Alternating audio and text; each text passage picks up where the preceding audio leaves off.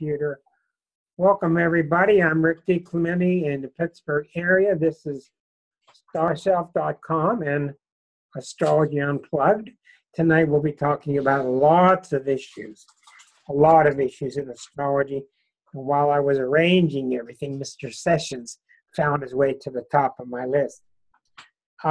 Tonight is mainly to go through many different things in astrology. Hello, Louise. And we will go through them and gather your questions later. And then I promised Yvonne, she's next in line. If I could save some time at the end, I will be going through her chart. Now, getting to Mr. Sessions, I told you for several weeks now or a month that when an eclipse is coming, if Neptune is involved, get out of town. Now, if an eclipse is here, I'm getting sounds from somebody. I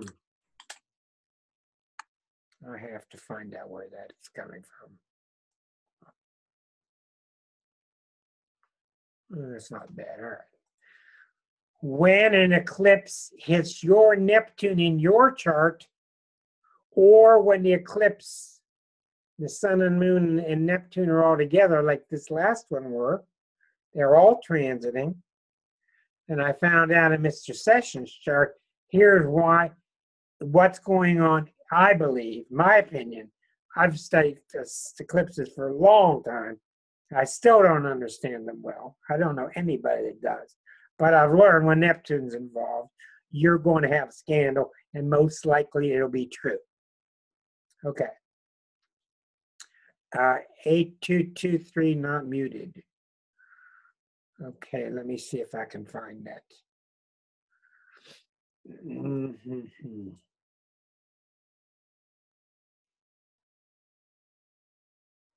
Okay, thank you very much. All right, now,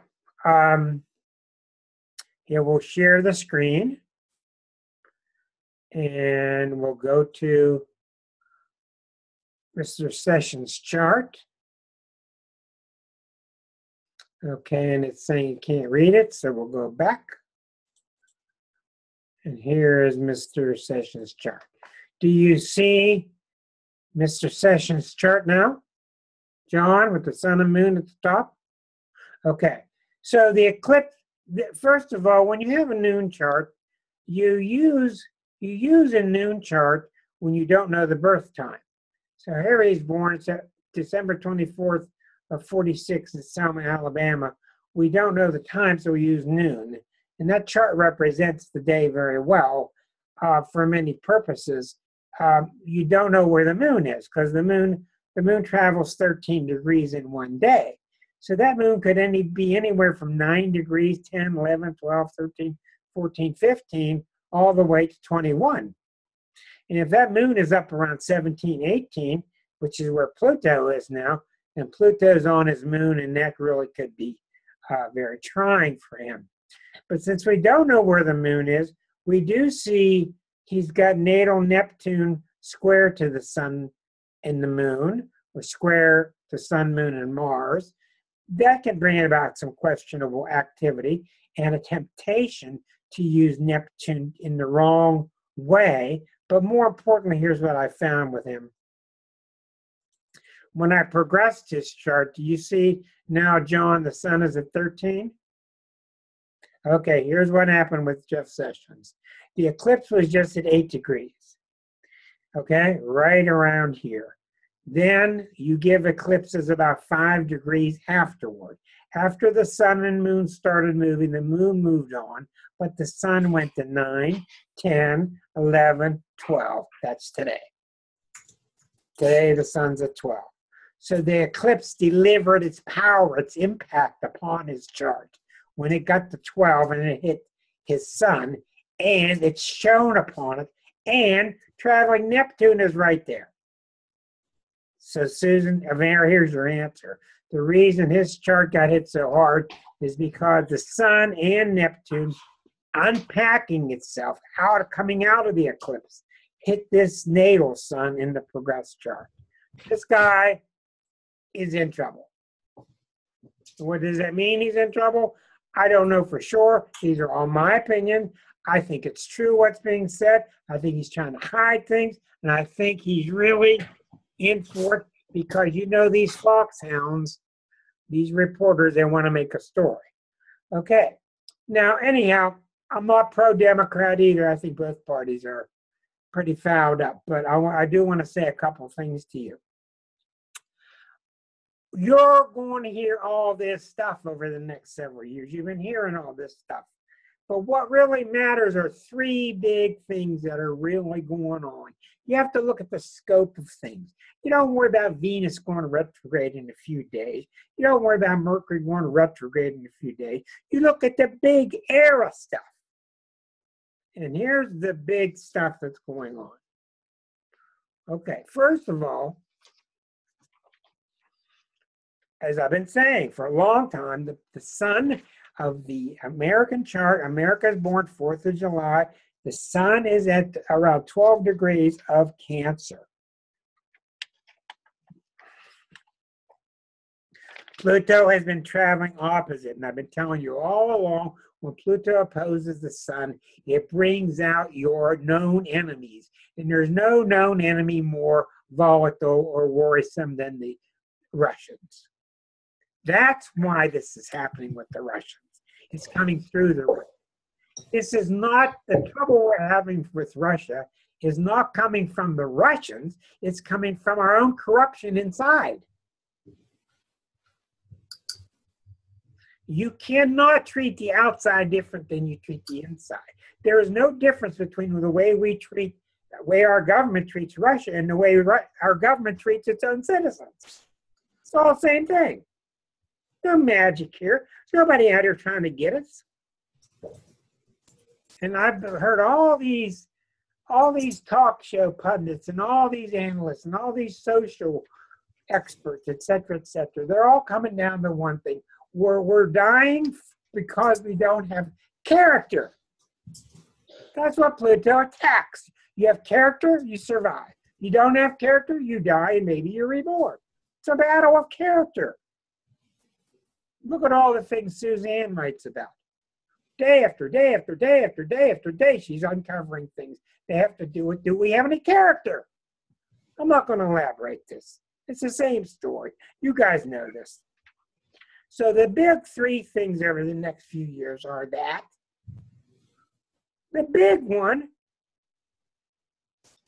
February 2022. February 20th of 2022. 5 years. Pluto goes 265 years around the circle. So Pluto's now within 5 degrees of returning back to where it started, back from where it started. Pluto's going all the way around, and entities that are around 260 years of age get a Pluto return. And when a planet returns, it is a test.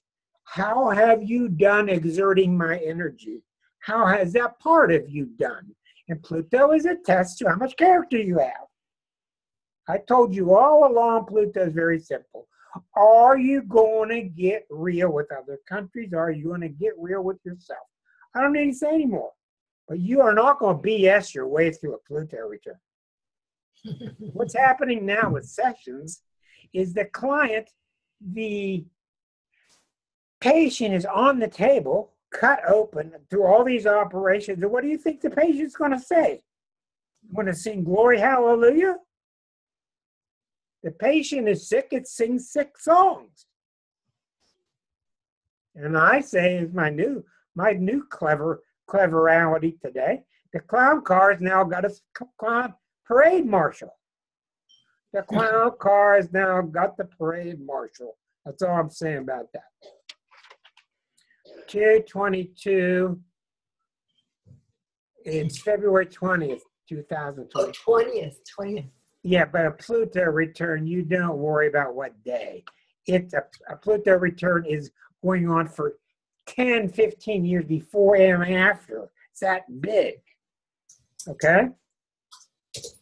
You don't, when the big planets hit, you don't worry about the day. It's actually not even lined up at all, but I'm not going to get into that yet. but the Pluto return, you can feel it. You've even got the number 2 guy under the president talking about deconstructing everything. He wants to deconstruct things. Well, there's a good way to deconstruct, and there's a bad way. Okay? The deconstruction is going to go on whether he mounts it or not. The third thing, the GOP's chart, and I'm not pro-Democratic, and I just can't get a good Democratic chart, but the GOP's chart is so bad. The GOP is having a Neptune return. And I'll say it again. I think both parties, I wouldn't give you, I want to let either party walk my dog. Neptune is returning in the GOP chart, Cancer, Moon, and Scorpio. We know the GOP chart. We don't know the Democratic. Neptune is returning after 186 years, which is approximately when the GOP party started in Jackson, Michigan. When Neptune returns, which is scheduled for May of next year, less than a year from now, well, a little over a year. What do you think happens when a Neptune returns? Americans, most of the world does not deal well with Neptune. When Neptune returns, you are stripped naked in front of God, goddess, nature. And it's not the Old Testament. You're going to be judged. You're going to be stripped naked to see who you are spiritually. Period. Not because some guy wants to judge you, look at your report card, and cast out all the sinners and all that junk. Because you're made of Neptune, and the question is, are you listening to your Neptune or not? Neptune is very simple. Neptune wants you to embrace everybody, come back to God as one big family. Well, what does it do in the shadow side? Smoke and mirrors and clown cars. BS the people. Put a fog over the people. That is the big story, the three. The GOP coming into its Neptune, it's going to see consistently growing. You're not going to get by with smoke and mirrors, even with the parade marshal there. The Pluto return for the entire country. The Pluto opposite the sun, which is continuing to cause us to, we're now coming into the positive side of the Pluto sun. We've come to the decay of the identity crisis. Now we're trying, in many ways, to reconstruct a new identity for ourselves. So those are the big three things astrologically. I apologize to those of you who are chatting to me. I want to say this to you, John. As my assistant, please keep an eye on the chat room. I do not have the ability to keep an eye on the chats. If you find something really significant, do not be afraid to interrupt me vocally and announce what you find in the chat room. Because I got all this stuff to talk about. Okay? Now, I started to form the list for tonight. I cannot tell you how unbelievably frustrating it is to be a good astrologer and talk to my salt shaker all day. I used to talk to my dog. My first wife, very good astrologer. We were married 20 years. She was in my classes. We could talk a lot about it. Liza and I, the last 10 years, Liza's an excellent astrologer, studies a lot for the last 38 years. So I am lucky to have somebody to talk to. But you would not believe the world we live in that's so different than the rest of you muggles. Because you guys have been trained to live without astrology. You wouldn't believe what you can do with astrology if you only knew, but you don't know. It's understandable and it's very, very difficult, is it not, Louise? It's really difficult to learn. Well, one of the things I put on my list is you see these articles ad nauseum 50 million articles in the past year trying to explain what Trump is like. All I got to do is do one paragraph to Liza. One. And she'll get most of it from that. Well, honey, he's a Gemini with the sun next to Uranus and Mercury too, with the moon opposite in Sag.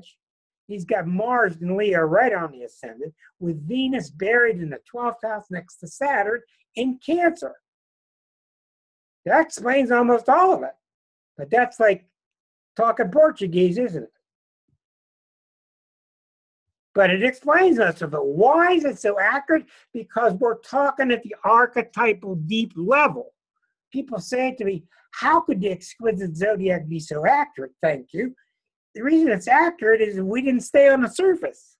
We went to the depths. We went as deep as possible with every sign. We drove ourselves nuts writing at the deepest level possible. And by the way, for you people who have not read the book is for sale on my website, starself.com, The Exquisite Zodiac. And also on that website, you can get the book for free.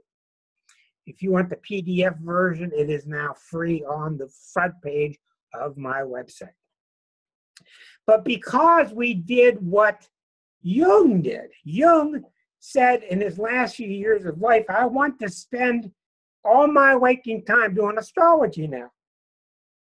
Because you're dealing at the archetypal level down deep where these things have to be true. If I got 9 Sagittarians in the room, I'm going to talk at such a level that they're all going to shake their head. But at the surface level, they could not all be more different.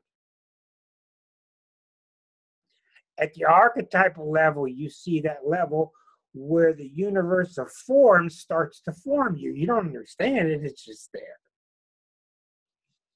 Jung spent years studying astrology, and I've had many people tell me, I've had a psychologist tell me, I can tell you more in 1 hour than a psychologist can tell you in 2-3 years.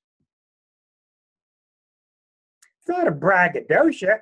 It's that I'm dealing with you at a deeper level, and psychologists have to work through all the personality snags to get to that part. Now, I know, I've been through enough psychology. I know I'm not a trained psychologist. And I tip my hat to the ones who can work through the issues because it's not simple. But a mixture of the two is awful nice. If you're gaining, I suggest to you tonight, because I'm going to be fireball, write down your questions. If you're accumulating questions from my talk tonight, write them down. And if we don't get to them tonight, we'll get to them later. And as I've learned, welcome, Patty Littlefield. As I've learned, write them down clearly, because notes look really nice and clear till you go read them and go, what the heck did I write that for? Let me welcome her, good friend of mine. Patty, hello. Hi, can you hear me? I can hear you. Welcome to the crowd. Thank you. I still can't be seen, but that's okay. We'll work that out. My good friend in Albuquerque. Okay, now.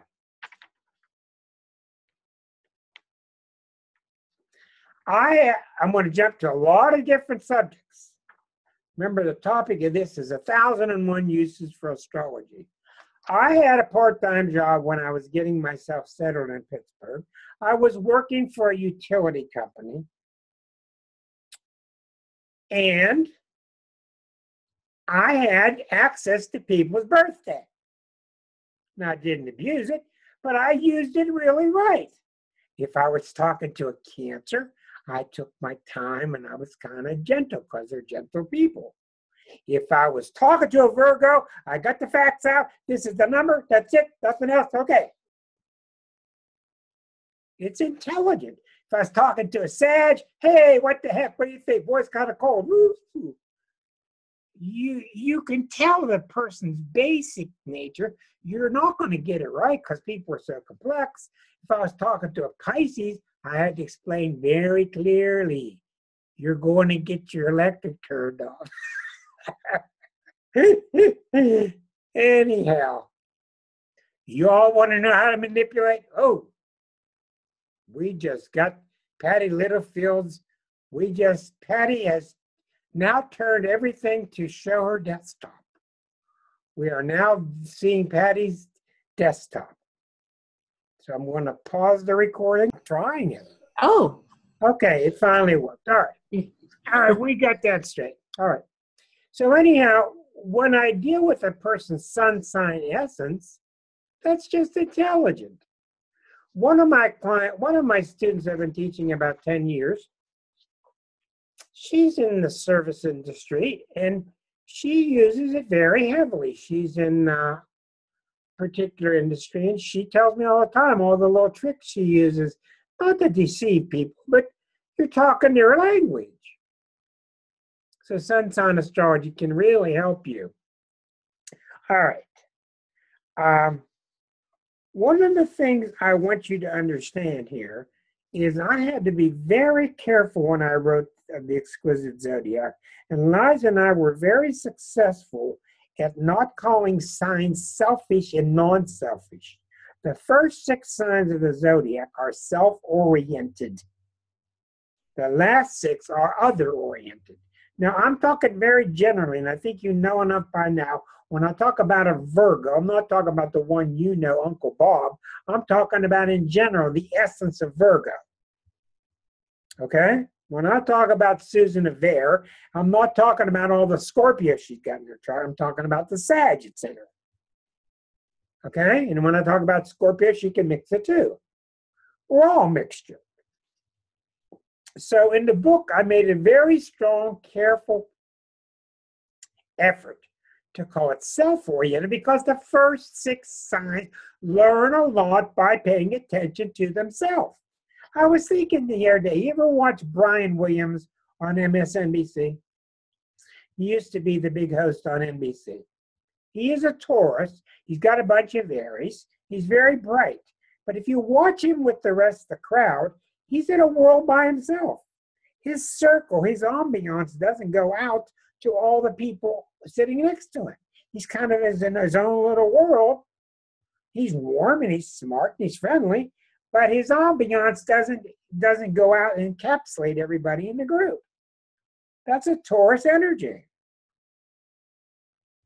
That's a self-oriented energy. It can become selfish.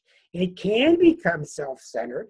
Yes, but it doesn't have to be. There are good and bad uses of each energy. Just like people you know who have too much Aquarius, too much Pisces, later parts of the zodiac. They are so spaced out with concepts, they can't tie their shoes. You've seen people like this. They're so brilliant. They got so many concepts that they can't find their way across the street or where's my wallet? They can't solve everyday problems. They're so conceptual. They're so broad. They're so big. So ultimately, like most people, what you want to have is a blend of things in your chart. And you pretty much do. Most people do have a blend. Most people off balance a little bit here, a little bit there.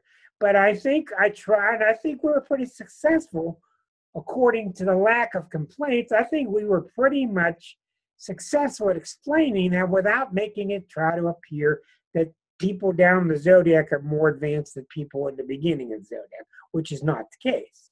Do you all understand this? Okay, very good. As long as I get Linda Platt to agree with me, I know I'm on track. She's one of my fine students. Okay. Now I'm talking about at work. People going to work, one of the main things I learn about with clients, and remember, I'm always doing charts, thank God, because that's how I learn. I learn more about you when you start telling me about your workplace.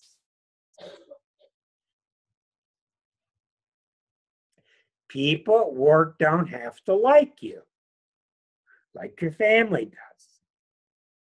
One of the most significant things I see, and I'm really pretty impatient. I don't want to hear a long story. I want to get to the point so I can get down to where you're blocked, because that's my job, is get you unblocked.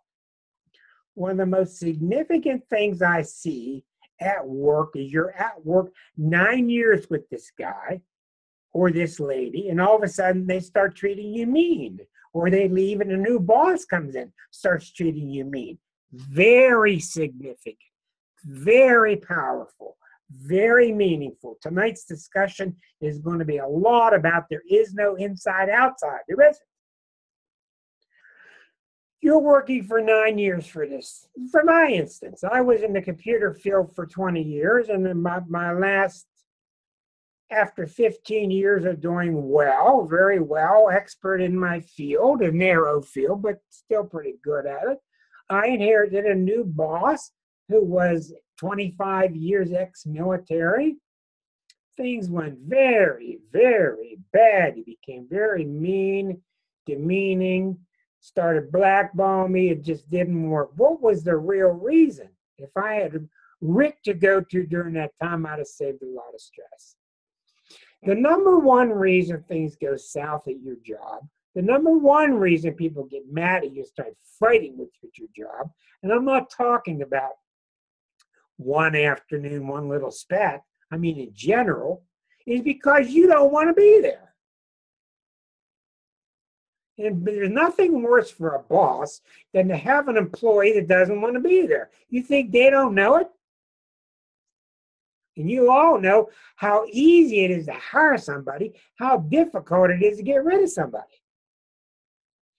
So what happened is I wasn't owning it. I was suppressing. I got to stay here. I got to stay in this job. He kept pushing me out and finding mechanisms to push me out. He eventually did push me out, but that's because I didn't have the nerve, the strength to get out. I wanted to go out of the computer field and go into the astrology field. He did my bidding for me. It's that simple. And that leads me to one of the things I want to talk about that's related. When you talk about the new age and you talk about all these different theories, fine. But you start talking to people about taking ownership that you created your life the way it is, oh boy, you better put your armor on. People don't want to hear it. They want to be a victim. Of course, not everybody. People don't want to hear it. Oh, well, this guy did that, and they did this, and they did that, and this, that. Well, there certainly are lots of experiences in life where we can say that it seems like we're a victim. But that's why I study the job so much, because that's the turning point. And I have found one of the worst things you can do is stay in a job because you got to pay the bills. It's not going to work. Staying in a job because you need health insurance means you're going to need health insurance because you're going to get sick. Getting out of the job, you won't need the health insurance because you're not going to get sick. It all comes down to, of course, I'm being kind of cavalier, but it all comes down to how much are you respecting your inner self? That's what astrology is about. How much are you allowing the real self to come out? The Pluto part is my passionate part. The Neptune part is my spiritual part. The Uranus part is my individuality part, etc. And when you start repressing them, I can't do this because I'll hurt somebody. I can't do this because she'll fall down. I can't do this because I'll lose the house. You had better think twice because that's when things get really messed up. I had a woman the other day call me. I've had it. I'm moving to Mexico. What do you think? I didn't even have to think twice. Aries. Go. Great. Why? Because I've been reading for years, and she had been very Aries-like, but she was being very Cancer-like. She was holding on. She was trying to be safe. She didn't want to blow her money, but she wasn't letting the Aries out. And I know, K-N-O-W, not prediction. I know she's going to be right because she's going to be sailing again. She's going to be in touch with the life stream coming out of her. That's what God meant when he said, I know what you need before you even say it. Because you're connected. The kink in the hose comes out. I know she'll be fine. She'll have her bumps. She will get to Mexico. She will meet somebody. She'll get a good job. She'll be happier. Because sometimes picking up and moving is 90% of the solution. I'm a big believer in geographical limitations. And a lot of times you've seen people come back to the same place, hometown, same place, same place, same place. There's a hypnosis about a certain village or town that you're from that keeps you corralled. And when you break through that, it's amazing what happens. It's incredible the relief that comes your way.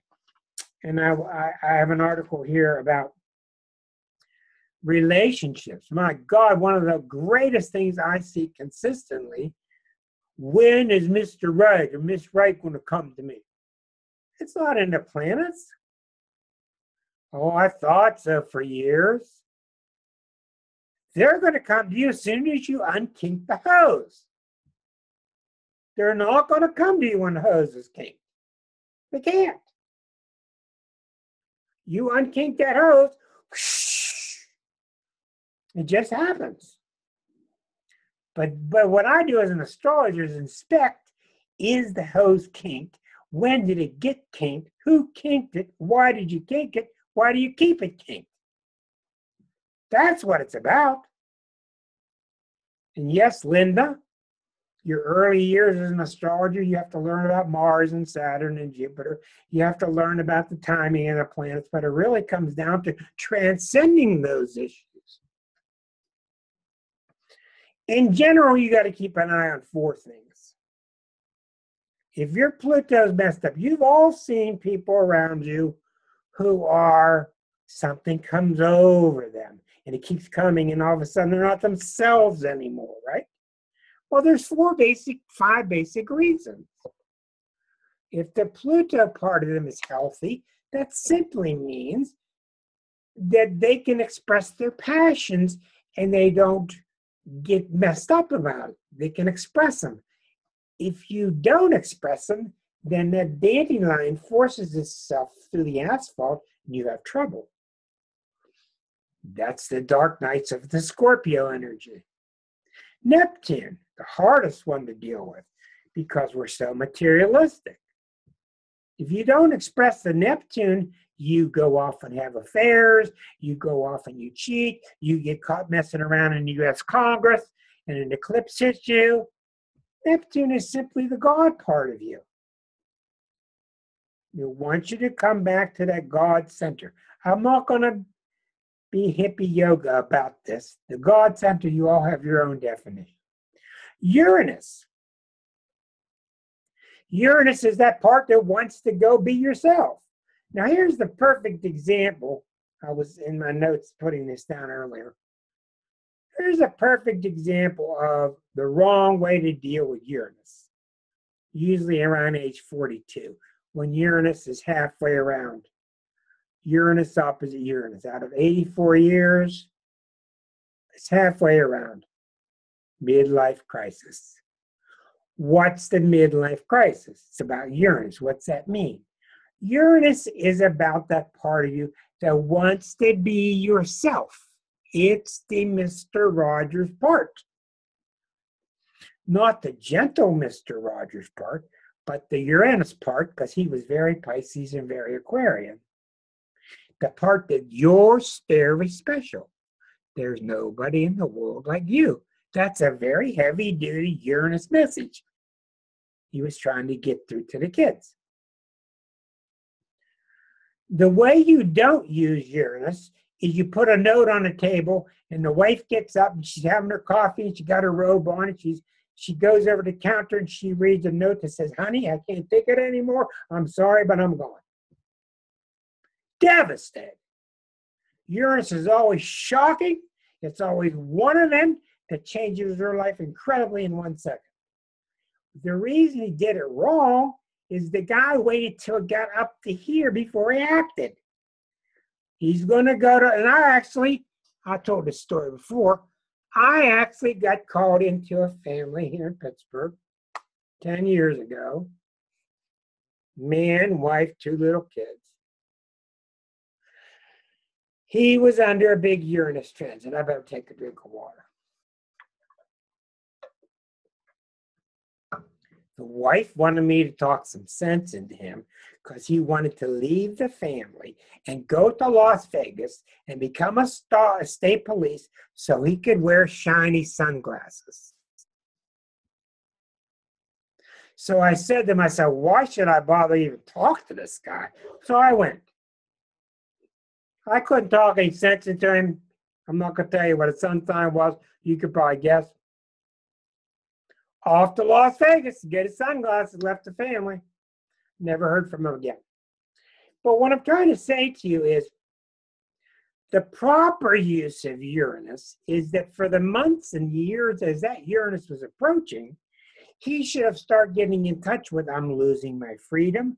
You do have a family now. You can't be selfish. You must put out for the family. But there are things I could do. I could go to the gym. I could play handball with my friends. I could play golf. I could have a date night with my wife. But there are ways to deal with your issues. And what he did wrong, what Uranus people do wrong, is they project it outward. You're the reason I'm trapped. You're not good in the bedroom. You're not good in the kitchen. You're not making enough money. You keep a heavy weight over me. And they don't see that you're keeping yourself down. That guy probably went to Las Vegas, got his shiny badge and his shiny glasses. And what do you think happened to him 3 years later? So what the planets are, and we don't have any real good device to teach us. The Uranus simply wanted him to be himself, and he's probably modeling somebody in his own family that repressed themselves. The other planet is Saturn. Saturn's very simple. Oh, Saturn's on me and it's such a heavy weight. No, what am I going to do? Well, big deal. You got work to do. Saturn is the part of you. You are on this dangerous planet that's spinning really fast through space, and you're near a mud puddle, and you're near an ocean, and you're near buildings, and you're near all these dangers, and you're near all these wild animals. You got to find a way to get shelter and make money and get food. That's the reality. Saturn, you're dealing in a real world. You better play the game well so that you can come home and have your rent paid and shut the door. So Saturn is that party that wants to get real. Uranus is a party that wants to be yourself. Neptune is a party that wants to be spiritually in touch. Pluto is a party that wants to be passionately involved with life and doing something that's meaningful. And if you're doing anything to suppress those four, you're going to suffer. And one of the main reasons we suffer is we listen to other people. And all I got to say to you when you start to listen to other people is look first and see how well they're doing.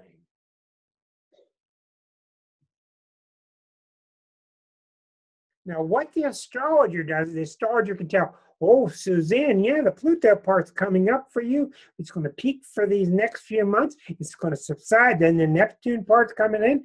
The problem with astrology is usually you're getting hit with 2 or 3 or 4 of these at the same time, and it can be very confusing.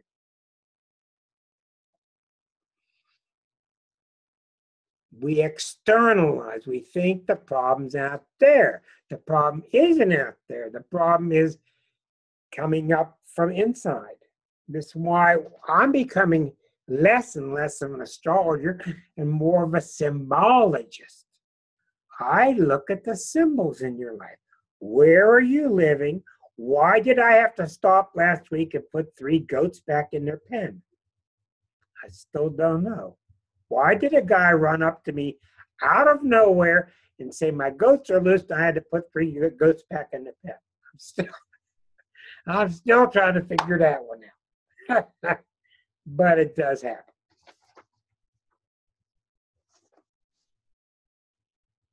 I'm coming out of my skin. I'm coming out of my skin. That's what a symbologist does. Well, the guy's not coming out of his skin, but they are. What's that mean? I don't want to be here. I don't want to be contained. That's what it means. Well, there's 2 kinds of containment. One's real, one's imagined. I'm going to have to tell you.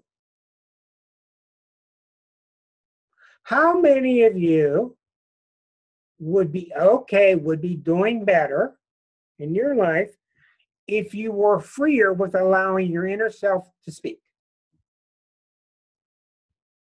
Come on, let me know. Okay, so it's about half the people. All right.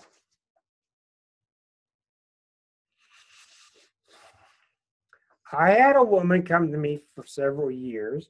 She was a very nice woman. She was like a secretary, kind of a treasurer in a company for a very uptight Taurus man. And you don't mess with a Taurus's money. Guy had a lot of money. There was embezzlement. She didn't embezzle it. She was not accused of embezzling. They think they knew who did it, but he blamed her for not keeping track of it. And he sued her, and she came to me. Well, instead of me looking into all the astrology houses, embezzlement, work, boss, all that stuff, I pushed it all aside, and I asked her how she was with her father. And she had a very repressive alcoholic father who was on her back, and she couldn't shake it. It doesn't matter if the father's alive or not. The father's still alive here. So I work with her. And what did the man do to her? The man caused her to have low self-worth, which is what caused the boss to jump on her. If you have low self-worth, the universe will find a way to agree with you. I hate that word, universe.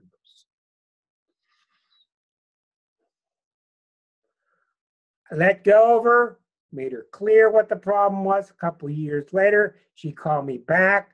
The lawsuit was still pending.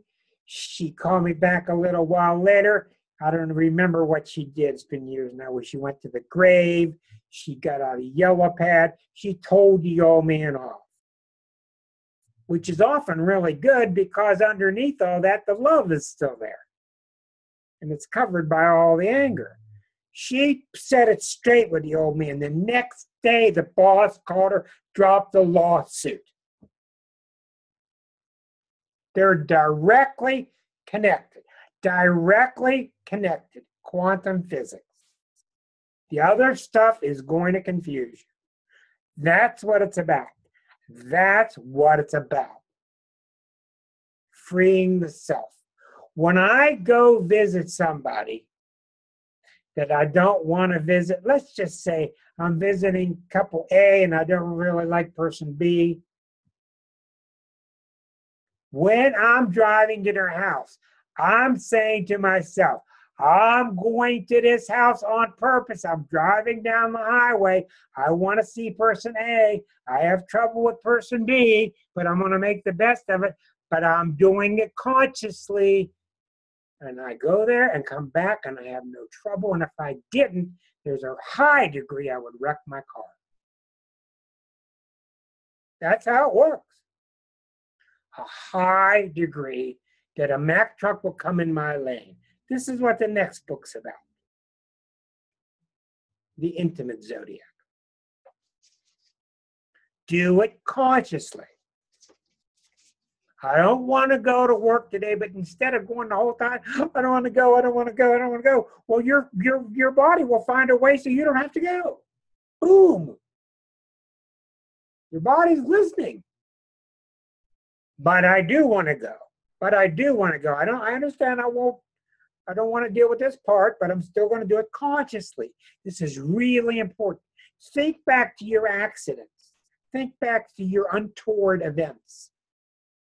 And think about how you were forcing yourself to go do something and you had a negative mantra going on. That's what brought the accident. It's the truth. Astrology. What do you do about using it to understand your children? Oh my God, I could go on forever about it. I have a lot of people call me.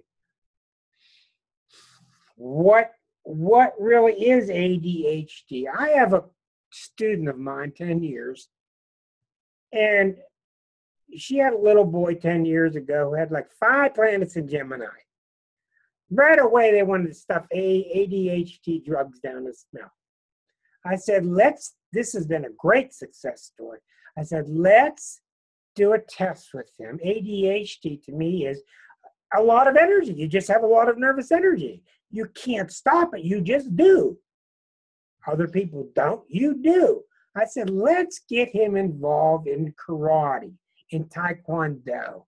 Not the tournament kind, he's got to win or kick somebody's butt, but to discipline his energy, to channel it.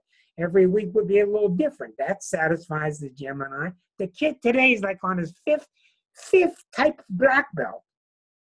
He's done marvelously. He's gotten straight A's. No drugs, no Ritalin. We're dealing with him by understanding his chart.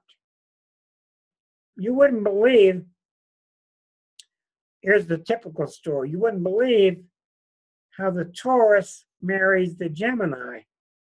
Terrible match astrologically, but it's common. It's complementary. It's not compatible, complementary. And they try to tell the other person their needs, the other one's not listening. They try to tell their needs, the other one's not listening. The Taurus says, I don't want to go to the flea market. I want to sit here in my old chair with my old dog and watch a Western show and eat my same sandwich on my same plate. The Gemini's out of their mind. My God, I can't understand this, and let's go try this and change my hairdo today and move the furniture around. Let's go do this. But when they hear it coming from the astrologer, it's fine. I tell the Gemini, look, to him, what you're doing is scattered. It unsettles him. I tell the Taurus, okay, if she listens to you, she's going to be bored out of her mind. She needs variety. They listen to me, but if they tell each other, they don't listen. Again and again and again, we see how real astrology should be taught in all 12 grades. It just should be. But it's really hard to do because so many of those things called opinions get involved, and then you really got trouble. Right, Susan? When educators get involved in opinions get in, and in the South they say, are we having a meeting or are we just going to poke holes in the air with our finger? That's one of the phrases I heard when I was in Tennessee. Good charts, bad charts, somewhere in between. Makes sense. Most charts are pretty decent. One of the problems I have is if I express to you a problem with Moon next to Saturn, like I'm describing some serial killer, other people that have Moon next to Saturn will think, but you got to look at the whole chart. You got to look at the whole chart. Everybody's got pieces that are similar. We all have so many mitigating factors, though. Charts are complex.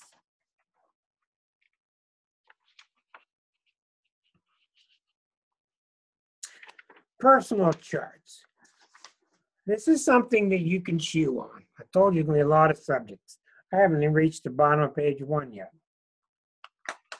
In my opinion, after tens of thousands of charts probably, about 80% of the people I've seen, this is my opinion, 80% of the people I have seen are here to work on their personal karma. I want to work on this, I want to work on that. That's my opinion. About 18% are here to work on group karma. You can sense this. Group rape, incest, alcohol, violence, poverty, low self-esteem, whatever the group karma is. That group can be your family. It can be the family of souls that you travel with.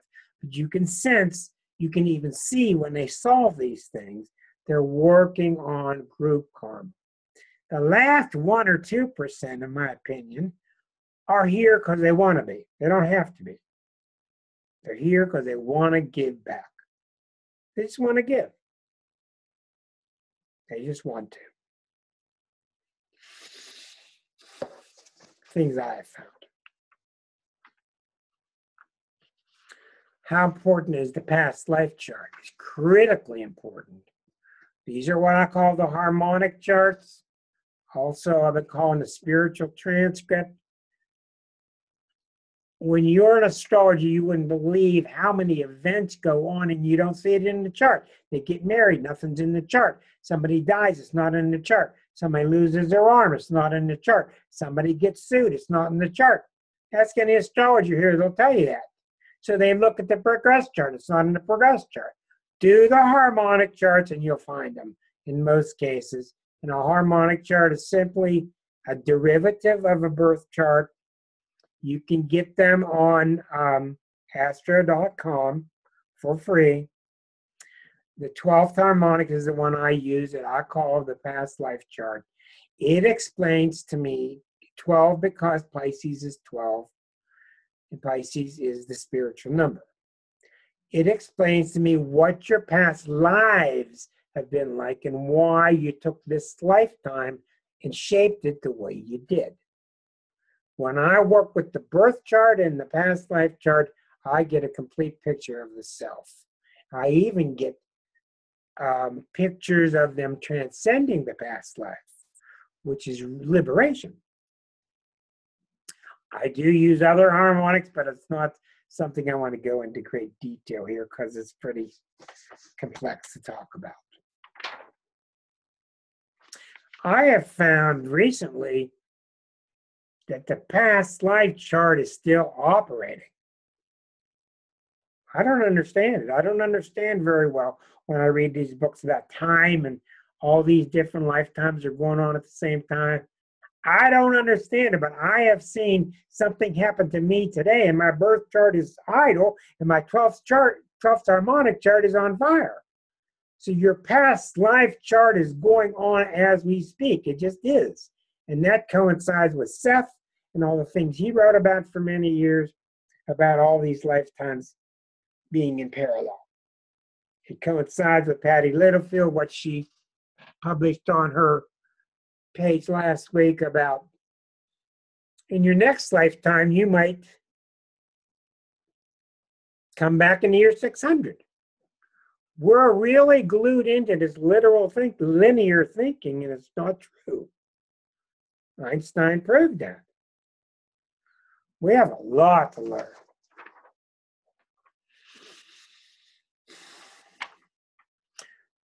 Neptune and deception. When I see a client in trouble, they got into a business with another person. I saw a friend of mine recently, I've been monitoring for over 10 years, and I just had a bad feeling about his secretary. For years, I went there to his office, and I just didn't have this good feeling, and all of a sudden, they came to parting ways, and I became really sure of myself. She's been stealing a lot of money from you. I was sure of it. And I looked in his chart, there's Neptune right on it.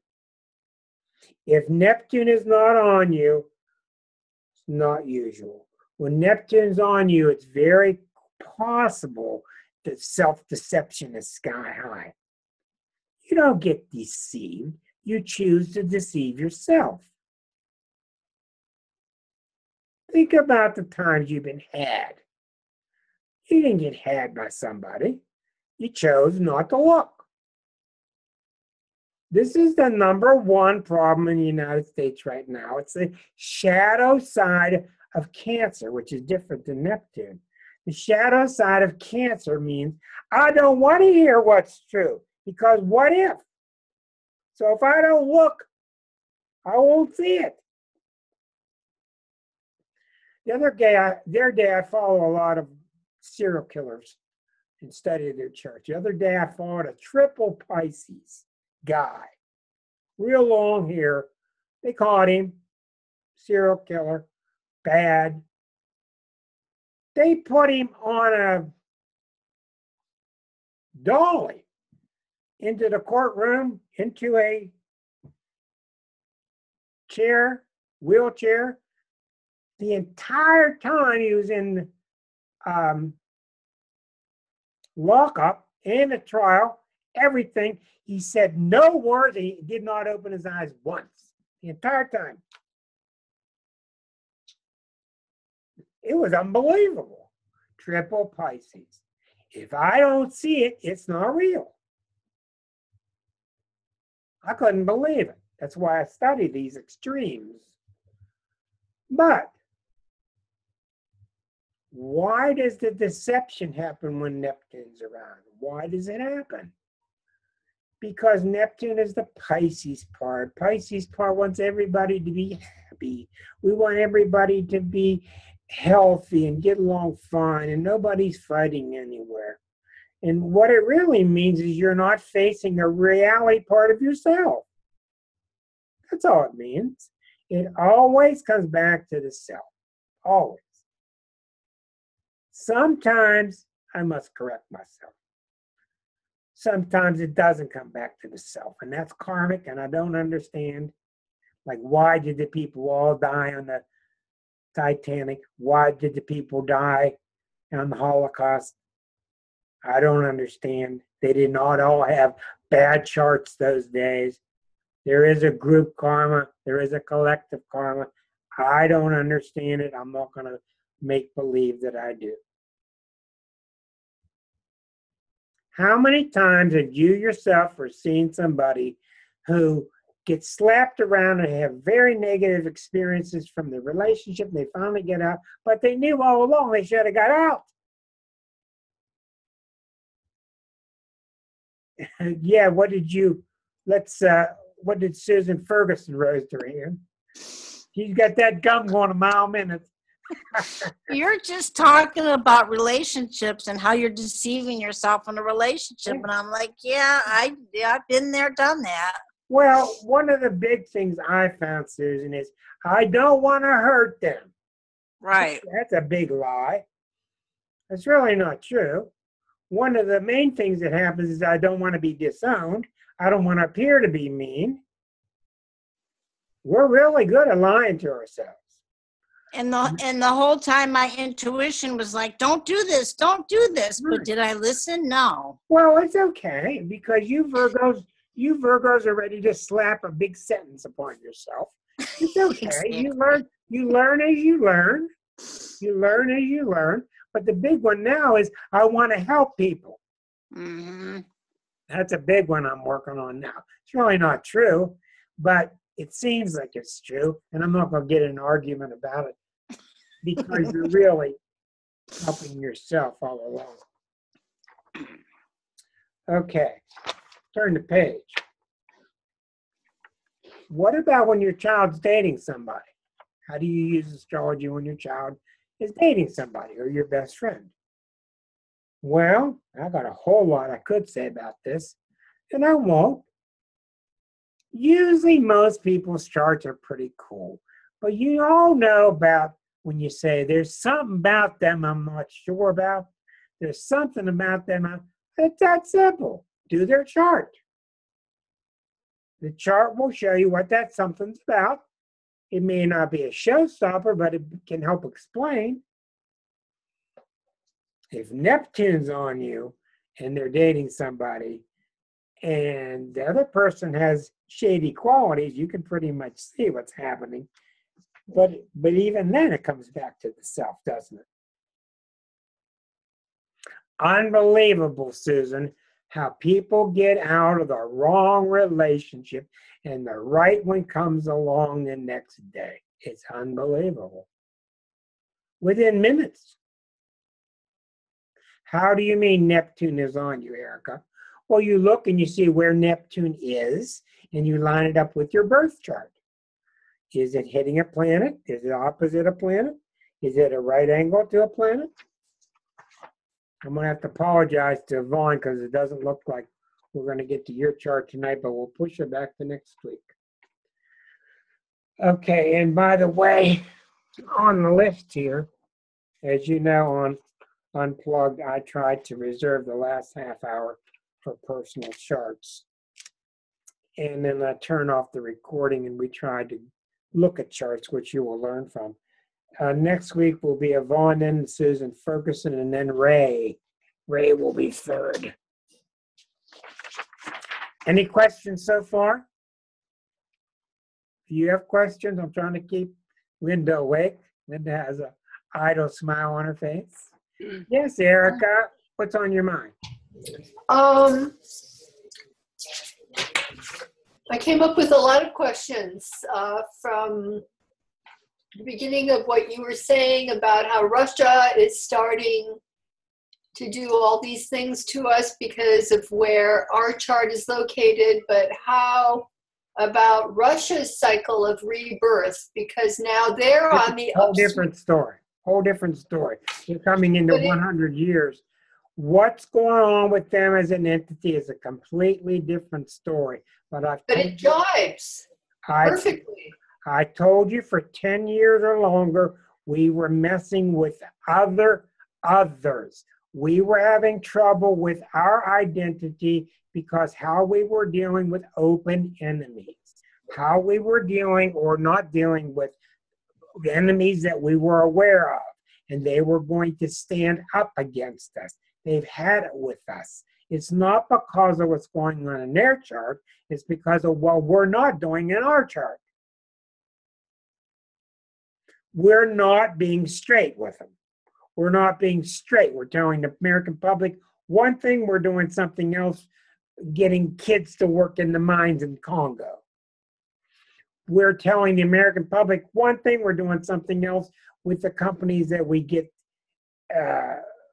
pathetic wages out of in Indonesia. We're being double-tongued. We're not being straight. And when you're not being straight, what happens to the body? What happens to the American body? Splits. When you split, you not only split, which is becoming more evident, and then they get us to battle each other, but then you become vulnerable to outside influences. Yes, the Soviet chart has its own truths. It has its own problems and weaknesses, yes. I'm talking about to get through an identity crisis in a healthy way, you have to take a healthy view of how you've been dealing or not dealing with other countries. Have you been using or abusing your energy? That's what this is all about. The Pluto return in 2020 is all about the abuse of power. Anything about Rome, anything about Greece, anything about Egypt, and abuse of power, it's all the same story. Nearest country to us has 12 bases. We have 200. You think that the universe of Earth is going to allow us to keep this same role going? It's not going to work. Let me get back to my list. Can I ask a question? Yes, ma'am. Turn your volume up. Oh, sorry. I'll just get a little closer. Is that Yeah. better? Yeah. Okay. So is there a difference between when Saturn or Pluto, say, hits your sun versus your moon? Mm-hmm. Yeah, of course there is, but the moon, sun and moon are very difficult to talk about because they're so essential. When your sun gets hit, it's more of an identity issue. You can learn a lot about the sun by looking at what the sun rules, and the sun rules Leo, and the sun is exalted in Aries. Strong sense of self. I'm good, I'm strong, I'm powerful. The moon, Cancer. How do I feel? How's grandma feel? What's it like in the kitchen? What's the family traditions? So the moon is much more subterranean. There's a lot. I could write an entire series on just the moon. The moon is so unbelievably critical and difficult to talk about. But what's important here, for instance, I just had Saturn hit my Mercury in Sagittarius. My Mercury's at 18 Sag, and recently Saturn came across my Mercury in Sag. Well, my Mercury in Sag might be a little bit fun, but a lot of times I get in trouble with my foot in my mouth or too blunt. Mercury in Sagittarian, I didn't think things through enough, as I was saying. And the whole time Saturn was approaching, I felt it. I'm Saturn, I'm Capricorn. I felt Saturn as it was approaching. I felt like I need to start cooling it. I need to start talking more professionally. I need to talk slower and clearer. The Saturn part of me lined up with my Mercury part, and I used it properly. And I got a couple of slaps in my face because I didn't, which is normal. So when Saturn goes over your sun or goes over your moon, it just means that you are ready to tune into that energy. You're ready to absorb it. And your sun, you're more willing and ready to become realistic about your identity. When it's over your moon, you're more realistic about how you feel, how you deal with your feelings, how your relationship is with the family, etc. Here's a note I made, and I really all for this. All delivery rooms need to have astrology charts running at all moments, with an actual clock like I have here of where the planets are. Child born, push a button, out comes the chart. Exact birth time, you got it right there. You can even have translations if you want. But exact, they should be producing accurate birth times instead of driving us all nuts 50 years later trying to find out when you were born. People are going to find out sooner or later. They're going to see how unbelievably valuable astrology is. Understanding why the public is reacting as they are. Why do you think the public is going crazy now? Do you think it has anything to do with the fact that Uranus is about to conjunct Eris? The 17th of March, 2 weeks from now, Eris was found in 2003, given her name in 2005. She is the god of discord. She is the sister of Aries. I'm not sure if it's the wife of Aries or the sister, John. I don't know. One of the two. Eris is the story. This is why there's been so much discord. Sister, Rick. Sister? Okay, thank you, Pat. The sister. There's a lot to Eris. I was trying to say it, but I was muted. I gave you all the link to Eris. Look up Eris. She's a big deal. When you get a new planet involved, it's a big deal. She's not a planet. She's a mini planet. She's a Plutoid. She takes 560 years to go around the circle, and Uranus has conjuncted her already twice, and the third and final time will be in 2 weeks. This is why there's been chaos, beside the fact that Uranus and Pluto have been squaring each other the last 5 years. Beside all the Pluto stuff, the chaos has been the Eris. And Eris is also the reason why you're seeing the feminine come forward again. A lot to talk about. I have a lot to learn about Eris. So when the collective starts to shift, in other words, we're going through our Arab Spring.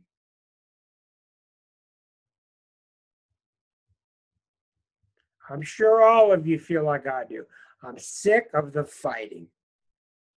I'm sick of all the fighting. Americans are not good at calming down and, hey, let's work together. We have been manipulated by blah, blah, blah, and we got to stop listening to them. We have a lot of work to do. Okay. I'm going to stop there because, and I'll continue it next week, because it's just a lot of stuff. I'll be able to take this time. Yvonne, I apologize to you, but I'll get to your chart next week. I want to save the next 20, 30 minutes for your questions. Please unmute yourself and speak clearly, and I'm going to leave this on record, so this will be on YouTube tomorrow. Your questions, Suzanne? I have a question, Rick. Yes. Is there such a thing as a chart for the planet? I'm kind of freaking out about what's going on at CERN right now. Where? And how CERN, because they're uncovering dark matter, So I'm just curious. Yeah. Everybody's talking about a shift, and there's an event happening. I'm just wondering the planetary. The event astrology. that's happening is Uranus is conjuncting Eris in Aries. Number one, the threat is Fukushima, which is threatening life on the entire planet. Number two, the biggest danger to the planet is the United States. Number three, let's talk about CERN. Yes, Uranus, when Uranus hits, think about this. Uranus is in Aries. Do you think Aries is any good for Uranus to be in? Of course it is. Aries is not going to stop Uranus from doing itself. Uranus is all about exploding the norm and coming up with who knows what once it's exploded. Eris is very much the same. So you can certainly see a particle generator. Now, what specifically are you talking about with CERN? Well, they're trying to race particles. They're trying to get down to the smallest atom, atomic level, and they're trying to capture dark matter, and they don't even know what that is. So I'm a little concerned about their experimenting on something they don't really understand. And also, collectively, as far as the planet is concerned, the quantum physicists have been talking about how everything is all math and how everything is like a computer program. And I'm wondering what that's doing to the collective consciousness of people. Well, the United States, I believe, is born after 2 o'clock in the morning, and I believe we really do have Uranus rising in Gemini, and I really think that's our biggest problem in our chart. In other words, we just try technology for everything. And I go back to that picture I commonly put on my Facebook profile of these 4 or 5 Indians sitting around a fire sharing a pipe. I don't want to see your new iPad. I don't want to see your new this, that. I have a comment about what she was saying. Yes, Marilyn. The Higgs boson particle is what they're working with, and they can smash them together and see evidence that it's moving into another dimension. Right. But what they can't do is repeat that experiment at will. It was kind of a fluke. And what they're trying to establish is new information, but they're missing the mark. And the mark is that the particle has a shadow. And that shadow is located in non-physical. Okay, well, that makes total sense to me. Number one thing I want to say is, who gives these people permission to do DNA research? Who gives them permission to operate on the genetic GMOs? So while on one hand, it's really good that they keep pushing ahead, and I understand we're within 2 years of bringing back the mammoth genetically. No one's thinking about whether we should. That almighty dollar gets involved. So, I don't need to tell you about the thousands of movies that have been made where we got these abilities and they're wonderful, and you can cure cancer by snapping your fingers and all the wonderful things that can happen, but should we? But the critical question here, Marilyn, is what force, what leader, what hero is going to guide us towards moral behavior between the countries? I don't have the answer. You smash all the particles you want. And Suzanne and Marilyn, yes, when the planets hit peak performance, when the astrological planets do something really out of sight, that's when you discover 7 more planets. That's when you have more particles. In other words, you cannot have scientific advancement unless the planets are doing something extraordinary. They have to match. But myself, I don't care anymore. I don't want to hear about it anymore till I start hearing that Israel's getting along with the Palestinians. That's what matters. Yeah. Well, actually, if we kind of look and turn the other cheek and focus on ourselves within, and we are emanating love vibrations from within, Exactly. we can create a co-created experience that begins to bridge these areas that you're talking about. Perfect. Wonderful. Perfect. But when all this Aries stuff is going on, we're not going to get it at the moment. We're going to be, Aries is all about, I'm going to go do this. I'm going to go do this. I'm going to release my abilities. So those things are fine. Those Arab and American Springs are fine.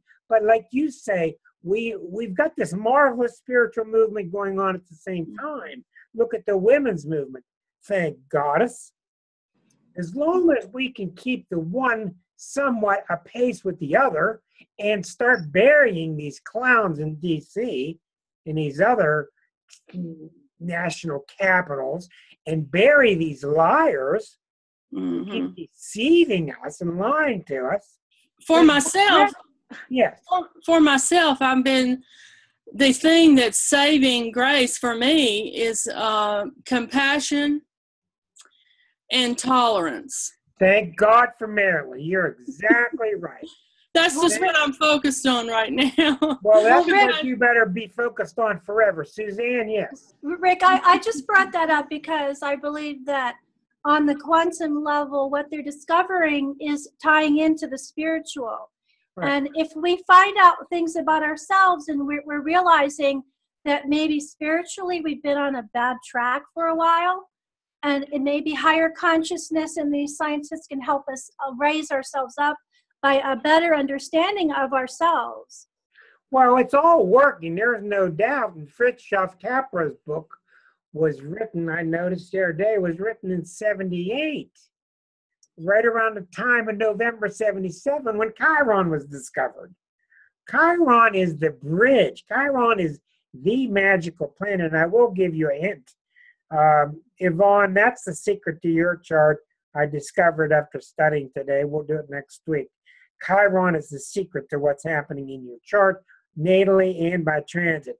But Suzanne, you're exactly right. And people like Greg Braden and so many, Dispenzo, they're all connecting it now. And thank God.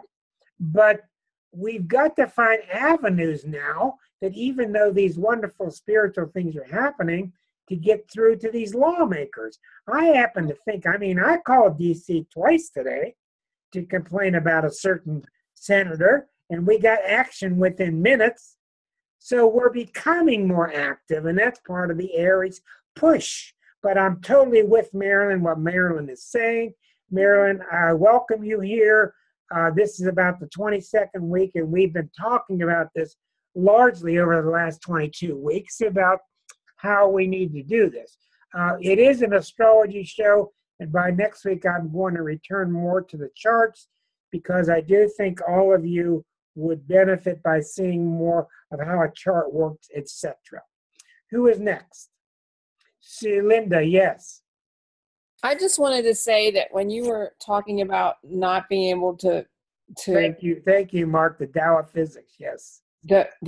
When you were talking about making the observations about group karma, I'm pretty certain that there is a marker for that, a planet or a planetoid or something. It just hasn't been discovered yet, and that's probably coming. I think that we know it's there. We just don't know what it is yet. Well, I've learned enough to keep my mouth shut until I do know, and I don't know. I do suspect it's got something to do with the age of Aquarius, which is upon us. I don't know, because I think some things are beyond traditional astrology, and they're best left to the esoteric astrologers who deal more with the soul. I don't know if it can come down. Remember that along with the discovery of Eris, we now have Sedna also. Sedna is another big deal, and I know zero about Sedna, And I exchanged data with Zane Smith, who is an expert on these planetoids. He was one of the first to write about Chiron. He's a Pennsylvania person now living in Australia. But it's very likely, Linda, that you're correct, that it is a single planetoid that represents it. Or maybe another, could it be another harmonic, like a you know, not an harmonic, like a square or something, you know, something. It's not powerful enough. It's too transient. It's got to do with the discovery of, remember that these ages go for 25, 26,000 years. And we've been in the age of Pisces since the year 0. I saw a good question the other day. When Jesus woke up, what year do you think he thought it was? Oh, I think it's 0. Is there? Yeah. I just showed up, so Yeah. it has to be. Yeah, I don't know, but when you figure we've been in the age of Pisces for over 2,000 years, and nobody knows when the age of Aquarius starts, you have to think a lot about the contrast between what is Piscean and what is Aquarian, because the ages move backward. We go through Pisces into Aquarius. Now remember, in typical evolution, you go through, in the exquisite zodiac, you go through the self transcending the self in Pisces. When you're going backward, you're going from the age of non-self back into the age of strong self and us being together as a group. So you have to, our real clue here is the juxtaposition of studying what do you lose and gain when you come out of Pisces into Aquarius. This is not like Pluto going through Capricorn. That's a transit of a planet. We're talking about the age is changing, and we'll be in the age of Aquarius for about 2,050 years. I hope that clarifies somewhat. I'm just interested. Well, This is a really good, this is a great exciting. session. Yeah, we're opening it all up tonight. Next question. Anybody? Erica raised her hand. Let me find Erica. Yeah, Erica, unmute yourself, please, because you're off the screen. There you are. You're unmuted now, Erica. Thank you. This is a side comment to what you were just saying. Age of Aquarius, test tube babies, no mothers or fathers. Imagine what that's going to do to people. Well, with yeah. attachment issues and stuff. But anyway, my question was, going back once again where you were talking to how we project things onto other people and then it happens to us, like the boss that's mean to you. And I was wondering, how would you then explain bullying on the job or like sexual assault and stuff like that? Well, it's not always simple. I do want to mention, I've seen this. This is what my new book is about. This is the center of it. I've seen people bullied by their boss. And I go right to that point and we work on it. And I find out that the seed is not because they don't want to be there, but the seed is because they don't have self-love.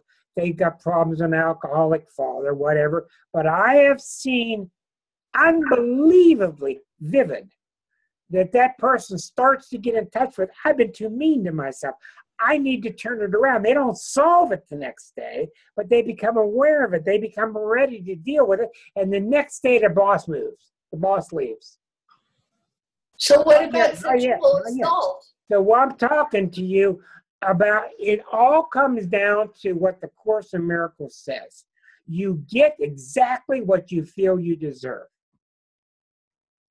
And I have seen the boss who's been with you 9 years fired the next day after you get straight with yourself. You got to stop thinking about all the things outside of you. They're not valid. They're symbolic. All that matters is what's going on in here. How are you treating the Erica temple? When you come into the Erica temple, are you going to paint it? Are you going to put the shutters? Are you going to put a skylight? Are you going to be happy? Are you going to raise hell? What are you going to do? And as you deal with that, and I'm not claiming to be anything special. I'm just saying I'm working with my temple too. Yeah, who had their hand up? I had a comment to make. It sounds like to me that spirit honors you when you got both feet in. I think that's a very good way of putting it, yes. You got to get 100% in. Otherwise, you're straddling your freedom. I can't speak to that because 100% sounds too much to me. What it means is that you have your hand extended to spirit. What I believe, Marilyn, and what my observation has been, is you try. All that matters is intent. Linda, 1 second, please. Yeah. What I'm noticing with clients is that you try. First of all, you're not ready till you're ready, I've learned. And that you try. And you don't have to do a whole lot. You don't have to accomplish a lot. Actually, you have to be. It's not about staying in the trying realm. You have to be. You're exactly right, but you're being on a very abstract level. What I'm talking about is people who are stuck, and all of a sudden they start making the intention that they don't want to be stuck anymore. That's the main step. That's the main one that starts opening the door. Linda? Well, I just wanted to say I went through that thing 3 or 4 years ago that was about a relationship. I was with you, yes. And it was right. And we had a very long thing, wrote the notes. You told me to put all, you said, go put it on the table and go clear back all the way through your life and look at this. And everything changed. Everything. It was like 36 hours later. I didn't have any, I had let go of the problems with my mother.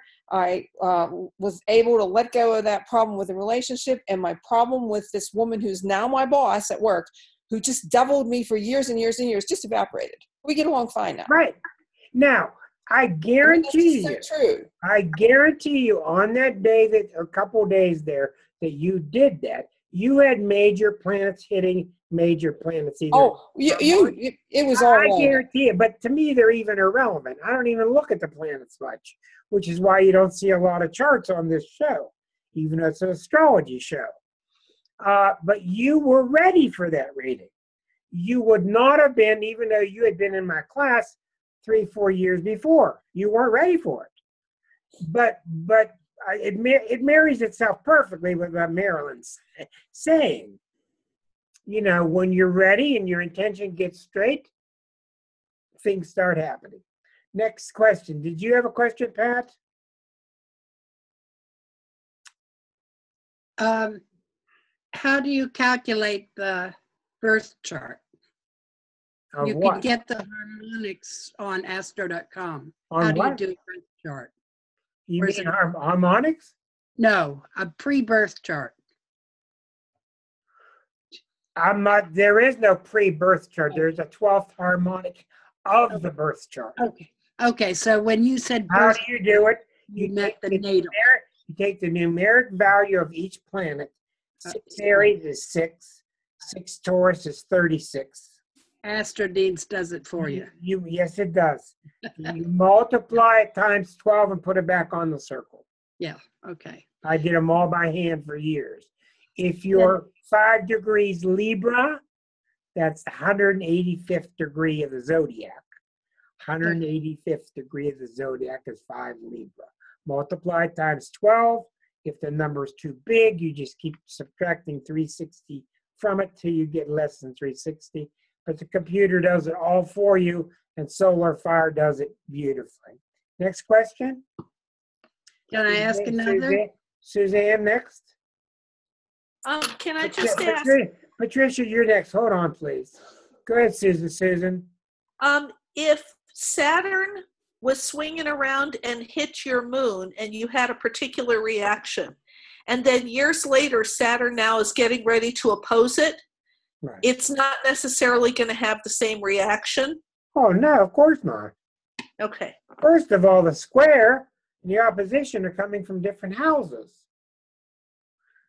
When Saturn squares your moon, it's either coming from the 4th house.